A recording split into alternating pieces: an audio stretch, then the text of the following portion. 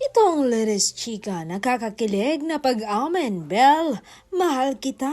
Yan ang sabi ni Donnie, ipinagsigawan. Seryoso at hindi pang love team lang o para sa career lang ang nararamdaman ni Donnie kay Bel. Sinambit ni Donnie ang mga salita para kay Bel na mahal kita habang nasa hallway sila ng ABS-CBN. Nagsisigawan ang mga tao na nasa paligid.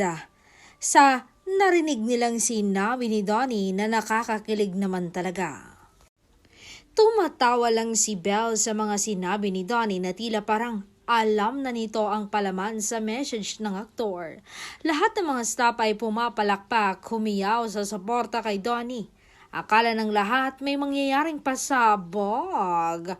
May propose na mangyayari. Wala naman pala, hirit ng mga staff, baka gusto lang niyang isigaw kung gaano niya kamahal ang Gen Z superstar.